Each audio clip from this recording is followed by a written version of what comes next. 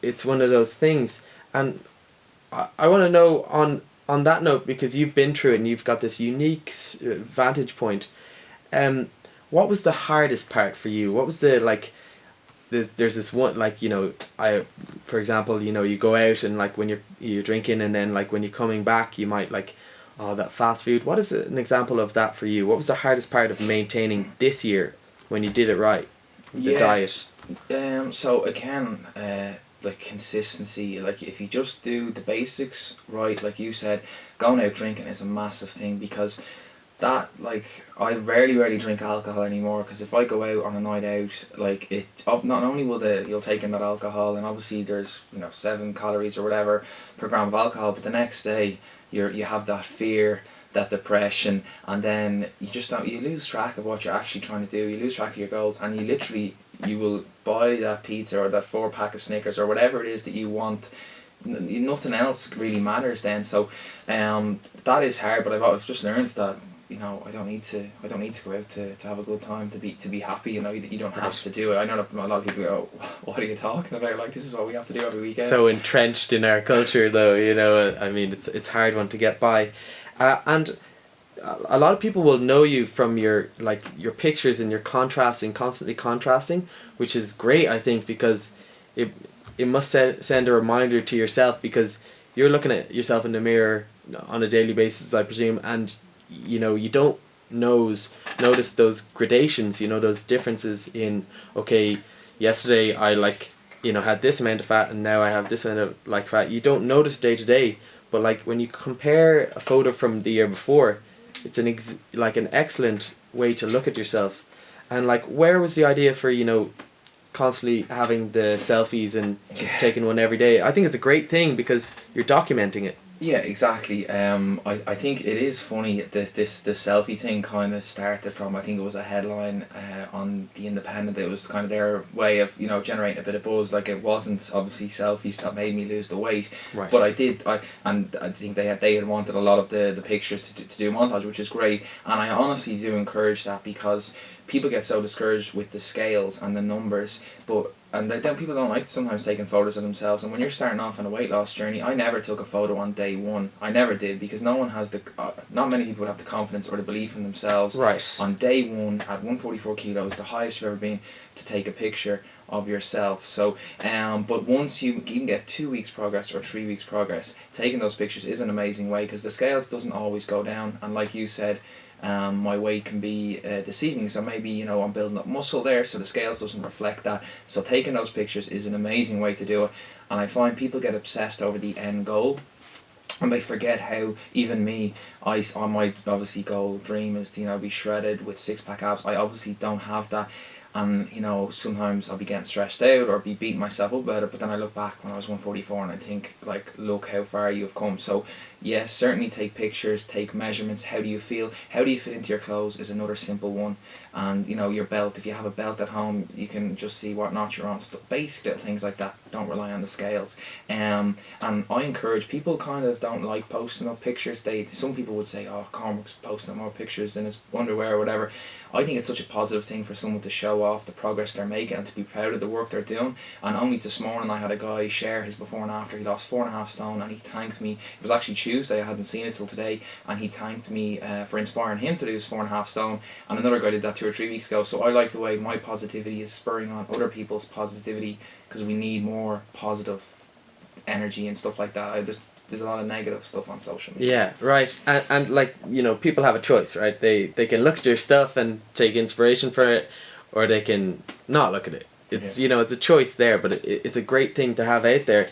And with that, I want to ask, you're getting your personal trainer's certificate, or you have it? So I'm finished my personal training course. It was in National Sports College, Lots Road, in the sports coach gym, and I passed those exams in March. So I'm awaiting the certification in that, and then I'm also sitting exams for my 9 to 5 job, which are the financial QFA exams. So I said I'd wait till I was finished those exams before I start any coaching services. So that will more than likely be sometime in the summer. So that was a great experience to do that, and I look forward to kind of like obviously I'm helping others now by documenting it and inspiring them, but I look forward to actually working one-on-one with people and helping them plan out their own success. And is that what you want to do going forward? Is it motivating people on a large scale, sort of through your videos, or is it one-on-one training? Do you want to be a trainer? Is that what you want? Yeah, so like my passion is, two passions will be food and fitness, and I suppose the way I put out this content, I love creating content. So there are three things I love are, you know, creating food and posting about food, going to the gym, getting results, and documenting it all through content. So I'm trying to figure out a way of how can I create an income from something that I love. And obviously you can't just, you know, quit what you're doing and try and do it. So I kind of treat it as Gary Vaynerchuk would say, your side hustle. You know, I go to work, I come home, I have from 7 to 2 every night. So I make those videos, I go to the gym, I make the meals, I post up Instagram, Snapchat, Facebook, all that stuff. But I haven't really made an income from it yet. So I'm looking to develop that side of it, and we'll see how it goes. But I'll keep it as a kind of second, you know, income. But that's definitely what I'm passionate about. And with the power of the internet, you don't have to necessarily coach people one-on-one in the gym. That is something obviously I would love to do. There's like, obviously you have to find somewhere to do that, but with your online world, a website, you can coach people that way. It's obviously wouldn't be as good as training with someone directly, but there's lots of kind of avenues you can go down once you have the qualification and you're creating content, you're building up that right following. You have that kind of foundation. You said the 1K following, and you'll feel like a real YouTuber. Yeah, exactly. Yeah. And with that, you've got 129 videos there on you know, on social media, particularly on Instagram and on YouTube. These are the places mainly where people can find you, right? Is there any other places where people can find you? Instagram is where I usually get up about, you know, 3, 4, 5 images a day, and I'm always trying to create something that is actually creating value for the person that's consuming the content. So I'll go for meals or before and after, stuff like that. So it's Cormac_Nugent. And then YouTube is where I have more of my in-depth stuff, kind of daily life stuff. I go out and meet other coaches, like Q&A videos, recipe videos, stuff like that. So that's just Cormac Nugent Fitness on YouTube. And then I'm on Snapchat sometimes, Cormac_24, and then Cormac Nugent Fitness is the Facebook page. So you'll see a lot of the same content throughout those 4 channels. And have any like brands reached out to you and, you know, said like, you know, we like what you're doing, we can... Yeah.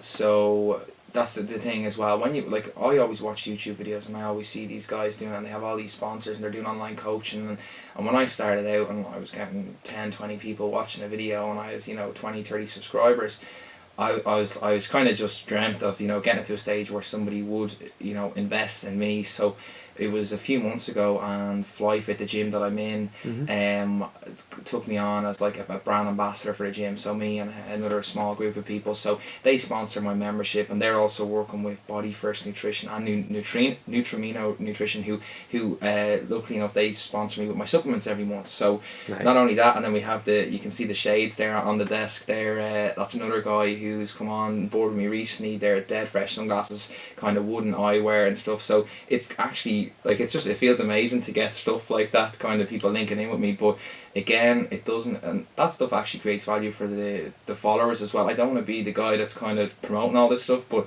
you know, for that one in particular there, you get 15% off for doing it. Or you could put in my social media tag, which is CNF. So it's great stuff, but again, the principles remain the same. Just put out good content that creates value. Naturally, like, you've put out like so much work there that, you know, it's free content, that there's bound to be, you know, something good coming in from that. And, like, you know, businesses see that and they see, okay, a lot of people are watching this guy, so it's good to, you know, be associated with him, you know. And and as long as you use it, you know, you choose from, you know, a place of integrity, you know, where your sponsors come from, then, you know, you're bound to succeed in that realm, especially on YouTube, I believe.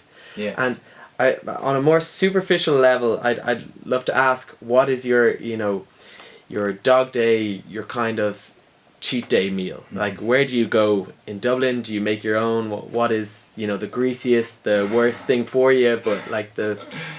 Oh God, I'm getting excited. There's so much nice food to have in Dublin. I know. One place I used to go every day. It wasn't like a cheat meal. I actually still eat it quite regularly. But favourite place probably to eat in Dublin, and you can go there for a cheat meal or a healthy meal, is Boojum. I don't know, do you like burritos? Burrito bowls are my favourite. Yeah, so I love that. Obviously there's a serious selection of burgers, so I'll often go for a double, which would be two double Bunsen burgers, which are fantastic. And I do eat pizza and stuff, but I find, since I cut out wheat for 90 days, so anything like bread, pasta, biscuits, pastries, crackers, anything with wheat flour. If you actually pick up most foods in a supermarket, you see wheat flour. So when I eat pizza now, it really just, it kind of knocks the hell out of me. So it used to be pizza, but obviously, like you said, I like the bowls and Bunsen burger. But like if I'm on a really like pig out day, I'll eat a lot of chocolate. I'll probably eat who knows what I can. Yeah, there's no telling. Yeah. And I suppose like I'm also interested, just without sounding trite, what advice can you give to someone who's listening and says, just something really valuable that, condensed, that you can say to a person that's maybe overweight and like doesn't have the motivation? Where do they start? Like where can they, like obviously your channel is a good one, but I mean just pragmatic advice that you can say, like just start with like half an hour walk a day or something like that. Yeah, so I would actually that's one of the pieces of advice that I normally give is, first of all, just start. Take action, because people put it off for so long. I'll wait till this wedding, I'll wait till this birthday, I can't go to the gym until I lose a bit of weight, I don't want to do weights until I look better. Just do it. I walked into a weights area at 144 kilos, even after losing 45 kilos, and had to start all over again. So just forget about what people will think of you, go ahead and do it. You obviously want to look better, so just take action and do it. When you start, don't try and go from A to Z, just go from A to B. Try and eat one less chocolate bar, one less packet of crisps, one less chicken fillet roll, whatever it is. Don't try and go from eating super high sugar refined foods to eating salads every day, because that's going to be too much of a shock. And then every week look back, track what you do, track via photos, write down what you're eating, write down how you're feeling, write down what you do in the gym, and try and make progress every week. And just be patient. Just be patient, be consistent. Don't ever stop and give up. And even if you are in a phase where you're not training, just remember it's not going to last forever, and you will get back to it. So people always look at weight loss in two realms. They look at nutrition and they look at exercise. But I always put in a pyramid. So you have your exercise, nutrition and the mindset. And what I would tell someone starting off is to have no limits or no boundaries on what you want to achieve. So I come from the side of being, say, 8 stone overweight. So if you're significantly overweight, or even if you're 2 stone overweight, dream up whatever body. If you want to look like Ryan Gosling or Beyonce or whoever it is that your idol is, or look up what you want to look like. Have that vision in your head. Keep it close to you, keep it in your wallet, keep it in your car, keep it at your study desk, keep it in work. I wrote these down everywhere and I read them every single day. I have abs, I'm sure, and you genuinely will begin to believe that, and your behaviour will. I know this is all the law of attraction stuff, but I would just say don't forget about the mindset. Obviously nutrition, exercise, do not forget about the mindset, and just be persistent, consistent. Don't give up on what you want to achieve in the gym. I suppose that's the best advice. Wonderful. Patient. Yeah.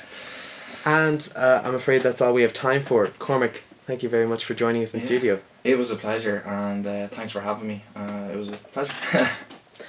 Thank you to Sam Shepherd on sound. Thank you to Girls on Sound also. Thank you to Michael Glynn, our executive producer. Folks, this is a weekly show.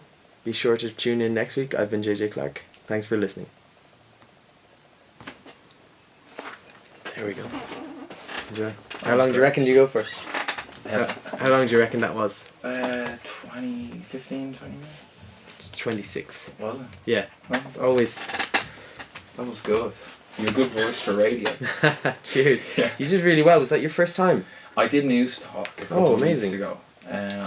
But I just don't really get nervous for this stuff.